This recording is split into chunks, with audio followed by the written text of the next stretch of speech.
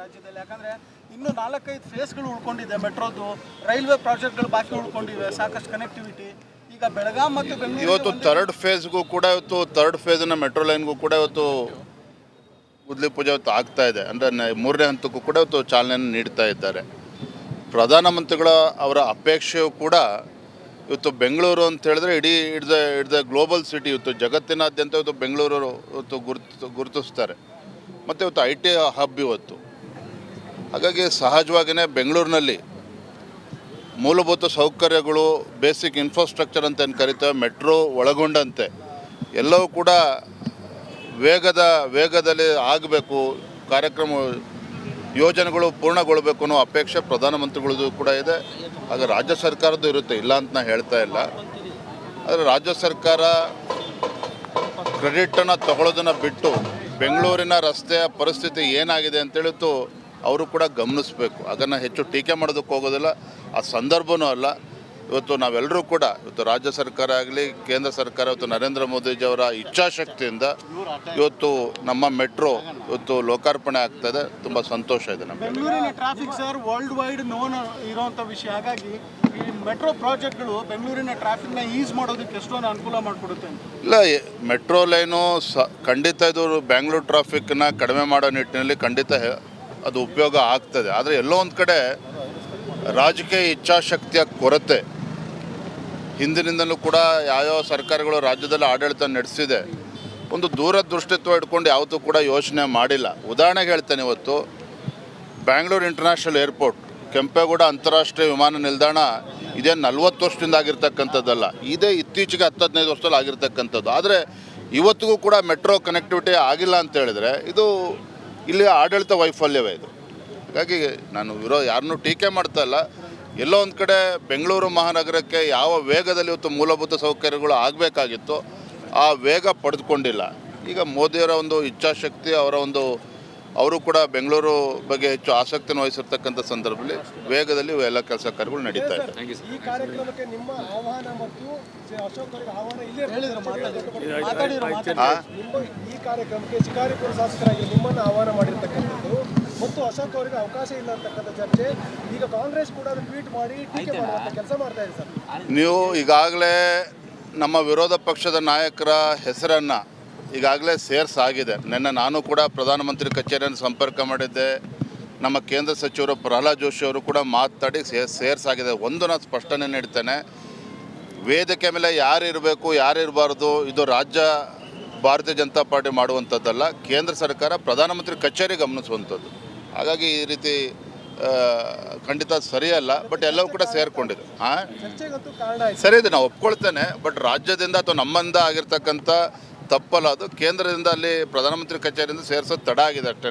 ಇದರಲ್ಲಿ ಏನೂ ಇಲ್ಲ. ಪ್ರೋಟೋಕಾಲಿಗೆ ಎಲ್ಲವೂ ಕೂಡ ಫಾಲೋ ಆಗಿದೆ. ಅಶೋಕ್ ಅವರು ಕೂಡ ಇರ್ತಾರೆ, ಡಾಕ್ಟರ್ ಮಂಜುನಾಥ್ ಕೂಡ ಇರ್ತಾರೆ, ಎಲ್ಲರೂ ಇರ್ತಾರೆ. Thank you.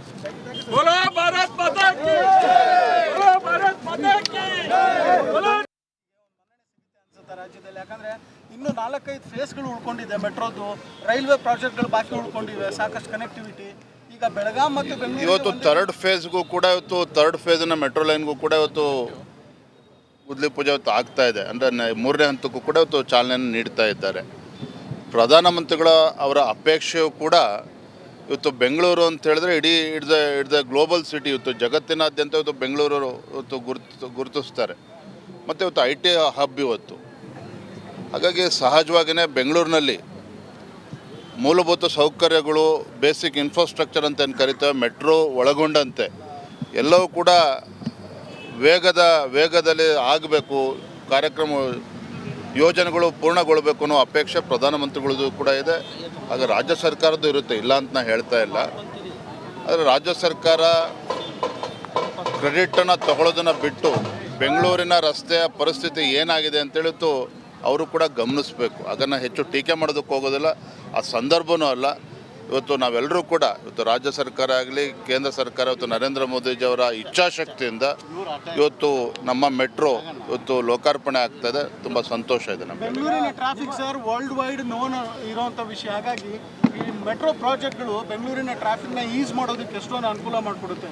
ಇಲ್ಲ, ಮೆಟ್ರೋ ಲೈನು ಖಂಡಿತ ಇದು ಬ್ಯಾಂಗ್ಳೂರು ಟ್ರಾಫಿಕ್ನ ಕಡಿಮೆ ಮಾಡೋ ನಿಟ್ಟಿನಲ್ಲಿ ಖಂಡಿತ ಅದು ಉಪಯೋಗ ಆಗ್ತದೆ. ಆದರೆ ಎಲ್ಲೋ ಒಂದು ಕಡೆ ರಾಜಕೀಯ ಇಚ್ಛಾಶಕ್ತಿಯ ಕೊರತೆ ಹಿಂದಿನಿಂದಲೂ ಕೂಡ ಯಾವ್ಯಾವ ಸರ್ಕಾರಗಳು ರಾಜ್ಯದಲ್ಲಿ ಆಡಳಿತ ನಡೆಸಿದೆ, ಒಂದು ದೂರದೃಷ್ಟಿತ್ವ ಇಟ್ಕೊಂಡು ಯಾವತ್ತೂ ಕೂಡ ಯೋಚನೆ ಮಾಡಿಲ್ಲ. ಉದಾಹರಣೆಗೆ ಹೇಳ್ತೇನೆ, ಇವತ್ತು ಬ್ಯಾಂಗ್ಳೂರು ಇಂಟರ್ನ್ಯಾಷನಲ್ ಏರ್ಪೋರ್ಟ್, ಕೆಂಪೇಗೌಡ ಅಂತಾರಾಷ್ಟ್ರೀಯ ವಿಮಾನ ನಿಲ್ದಾಣ ಇದೇ 40 ವರ್ಷದಿಂದ ಆಗಿರ್ತಕ್ಕಂಥದ್ದಲ್ಲ, ಇದೇ ಇತ್ತೀಚೆಗೆ 10-15 ವರ್ಷದಲ್ಲಿ ಆಗಿರ್ತಕ್ಕಂಥದ್ದು. ಆದರೆ ಇವತ್ತಿಗೂ ಕೂಡ ಮೆಟ್ರೋ ಕನೆಕ್ಟಿವಿಟಿ ಆಗಿಲ್ಲ ಅಂತ ಹೇಳಿದರೆ ಇದು ಇಲ್ಲಿ ಆಡಳಿತ ವೈಫಲ್ಯವೇ ಇದು. ಹಾಗಾಗಿ ನಾನು ಯಾರನ್ನೂ ಟೀಕೆ ಮಾಡ್ತಾ ಇಲ್ಲ. ಎಲ್ಲೋ ಒಂದು ಕಡೆ ಬೆಂಗಳೂರು ಮಹಾನಗರಕ್ಕೆ ಯಾವ ವೇಗದಲ್ಲಿ ಇವತ್ತು ಮೂಲಭೂತ ಸೌಕರ್ಯಗಳು ಆಗಬೇಕಾಗಿತ್ತು ಆ ವೇಗ ಪಡೆದುಕೊಂಡಿಲ್ಲ. ಈಗ ಮೋದಿಯವರ ಒಂದು ಇಚ್ಛಾಶಕ್ತಿ, ಅವರು ಕೂಡ ಬೆಂಗಳೂರು ಬಗ್ಗೆ ಹೆಚ್ಚು ಆಸಕ್ತಿಯನ್ನು ವಹಿಸಿರ್ತಕ್ಕಂಥ ಸಂದರ್ಭದಲ್ಲಿ ವೇಗದಲ್ಲಿ ಎಲ್ಲ ಕೆಲಸ ಕಾರ್ಯಗಳು ನಡೀತಾ ಇದೆ. ಈ ಕಾರ್ಯಕ್ರಮಕ್ಕೆ ನಿಮ್ಮ ಆಹ್ವಾನ ಮತ್ತು ಅಶೋಕ್ ಅವರಿಗೆ ಆಹ್ವಾನ ಇಲ್ಲೇ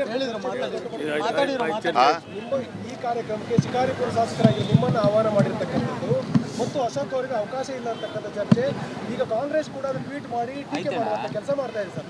ನೀವು ಈಗಾಗಲೇ ನಮ್ಮ ವಿರೋಧ ಪಕ್ಷದ ನಾಯಕರ ಹೆಸರನ್ನು ಈಗಾಗಲೇ ಸೇರ್ಸಾಗಿದೆ. ನಿನ್ನೆ ನಾನು ಕೂಡ ಪ್ರಧಾನಮಂತ್ರಿ ಕಚೇರಿಯನ್ನು ಸಂಪರ್ಕ ಮಾಡಿದ್ದೆ. ನಮ್ಮ ಕೇಂದ್ರ ಸಚಿವರು ಪ್ರಹ್ಲಾದ್ ಜೋಶಿ ಅವರು ಕೂಡ ಮಾತಾಡಿ ಸೇರ್ಸಾಗಿದೆ. ಒಂದು ನಾನು ಸ್ಪಷ್ಟನೆ ನೀಡ್ತೇನೆ, ವೇದಿಕೆ ಮೇಲೆ ಯಾರು ಇರಬೇಕು ಯಾರು ಇರಬಾರ್ದು ಇದು ರಾಜ್ಯ ಭಾರತೀಯ ಜನತಾ ಪಾರ್ಟಿ ಮಾಡುವಂಥದ್ದಲ್ಲ, ಕೇಂದ್ರ ಸರ್ಕಾರ ಪ್ರಧಾನಮಂತ್ರಿ ಕಚೇರಿ ಗಮನಿಸುವಂಥದ್ದು.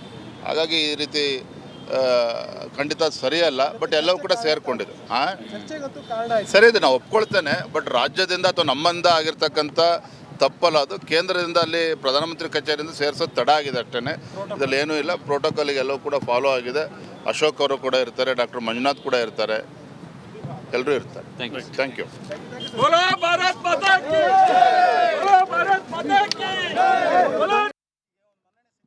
ರಾಜ್ಯದಲ್ಲಿ ಯಾಕಂದ್ರೆ ಇನ್ನೂ 4-5 ಫೇಸ್ಗಳು ಉಳ್ಕೊಂಡಿದೆ. ಮೆಟ್ರೋದು, ರೈಲ್ವೆ ಪ್ರಾಜೆಕ್ಟ್ಗಳು ಬಾಕಿ ಉಳ್ಕೊಂಡಿವೆ, ಸಾಕಷ್ಟು ಕನೆಕ್ಟಿವಿಟಿ.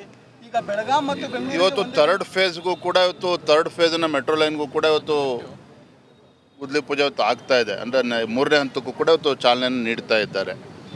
ಪ್ರಧಾನಮಂತ್ರಿಗಳ ಅವರ ಅಪೇಕ್ಷೆಯೂ ಕೂಡ ಇವತ್ತು ಬೆಂಗಳೂರು ಅಂತ ಹೇಳಿದ್ರೆ ಇಡ್ದ ಗ್ಲೋಬಲ್ ಸಿಟಿ, ಇವತ್ತು ಜಗತ್ತಿನಾದ್ಯಂತ ಇವತ್ತು ಬೆಂಗಳೂರು ಇವತ್ತು ಗುರುತಿಸ್ತಾರೆ. ಮತ್ತು ಇವತ್ತು IT ಹಬ್ ಇವತ್ತು. ಹಾಗಾಗಿ ಸಹಜವಾಗಿಯೇ ಬೆಂಗಳೂರಿನಲ್ಲಿ ಮೂಲಭೂತ ಸೌಕರ್ಯಗಳು, ಬೇಸಿಕ್ ಇನ್ಫ್ರಾಸ್ಟ್ರಕ್ಚರ್ ಅಂತ ಏನು ಕರಿತೇವೆ, ಮೆಟ್ರೋ ಒಳಗೊಂಡಂತೆ ಎಲ್ಲವೂ ಕೂಡ ವೇಗದಲ್ಲಿ ಆಗಬೇಕು, ಕಾರ್ಯಕ್ರಮ ಯೋಜನೆಗಳು ಪೂರ್ಣಗೊಳ್ಳಬೇಕು ಅನ್ನೋ ಅಪೇಕ್ಷೆ ಪ್ರಧಾನಮಂತ್ರಿಗಳದ್ದು ಕೂಡ ಇದೆ. ಆಗ ರಾಜ್ಯ ಸರ್ಕಾರದ್ದು ಇರುತ್ತೆ, ಇಲ್ಲ ಅಂತ ನಾನು ಹೇಳ್ತಾ ಇಲ್ಲ. ಆದರೆ ರಾಜ್ಯ ಸರ್ಕಾರ ಕ್ರೆಡಿಟನ್ನು ತಗೊಳ್ಳೋದನ್ನು ಬಿಟ್ಟು ಬೆಂಗಳೂರಿನ ರಸ್ತೆಯ ಪರಿಸ್ಥಿತಿ ಏನಾಗಿದೆ ಅಂತೇಳಿತ್ತು ಅವರು ಕೂಡ ಗಮನಿಸಬೇಕು. ಅದನ್ನು ಹೆಚ್ಚು ಟೀಕೆ ಮಾಡೋದಕ್ಕೆ ಹೋಗೋದಿಲ್ಲ, ಆ ಸಂದರ್ಭವೂ ಅಲ್ಲ.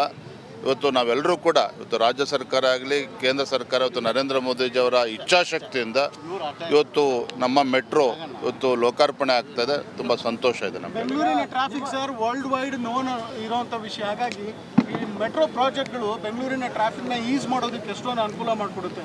ಇಲ್ಲ, ಮೆಟ್ರೋ ಲೈನು ಖಂಡಿತ ಇದು ಬ್ಯಾಂಗ್ಳೂರು ಟ್ರಾಫಿಕ್ನ ಕಡಿಮೆ ಮಾಡೋ ನಿಟ್ಟಿನಲ್ಲಿ ಖಂಡಿತ ಅದು ಉಪಯೋಗ ಆಗ್ತದೆ. ಆದರೆ ಎಲ್ಲೋ ಒಂದು ಕಡೆ ರಾಜಕೀಯ ಇಚ್ಛಾಶಕ್ತಿಯ ಕೊರತೆ ಹಿಂದಿನಿಂದಲೂ ಕೂಡ ಯಾವ್ಯಾವ ಸರ್ಕಾರಗಳು ರಾಜ್ಯದಲ್ಲಿ ಆಡಳಿತ ನಡೆಸಿದೆ, ಒಂದು ದೂರದೃಷ್ಟಿತ್ವ ಇಟ್ಕೊಂಡು ಯಾವತ್ತೂ ಕೂಡ ಯೋಚನೆ ಮಾಡಿಲ್ಲ. ಉದಾಹರಣೆಗೆ ಹೇಳ್ತೇನೆ, ಇವತ್ತು ಬ್ಯಾಂಗ್ಳೂರು ಇಂಟರ್ನ್ಯಾಷನಲ್ ಏರ್ಪೋರ್ಟ್, ಕೆಂಪೇಗೌಡ ಅಂತಾರಾಷ್ಟ್ರೀಯ ವಿಮಾನ ನಿಲ್ದಾಣ ಇದೇ 40 ವರ್ಷದಿಂದ ಆಗಿರ್ತಕ್ಕಂಥದ್ದಲ್ಲ, ಇದೇ ಇತ್ತೀಚೆಗೆ 10-15 ವರ್ಷದಲ್ಲಿ ಆಗಿರ್ತಕ್ಕಂಥದ್ದು. ಆದರೆ ಇವತ್ತಿಗೂ ಕೂಡ ಮೆಟ್ರೋ ಕನೆಕ್ಟಿವಿಟಿ ಆಗಿಲ್ಲ ಅಂತ ಹೇಳಿದರೆ ಇದು ಇಲ್ಲಿ ಆಡಳಿತ ವೈಫಲ್ಯವೇ ಇದು. ಹಾಗಾಗಿ ನಾನು ಯಾರನ್ನೂ ಟೀಕೆ ಮಾಡ್ತಾ ಇಲ್ಲ.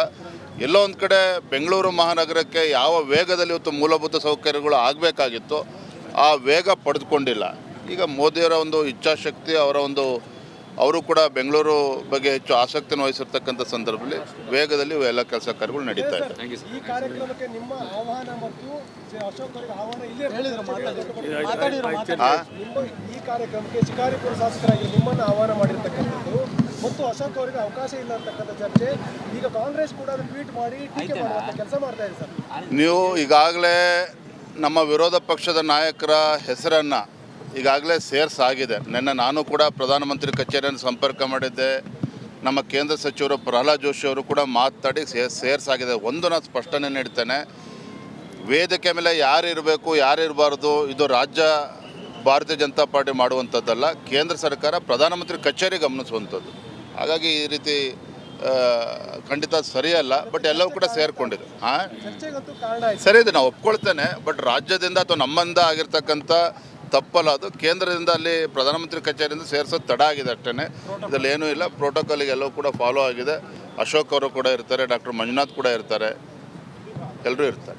Thank you. बोलो भारत माता की, बोलो भारत माता की, बोलो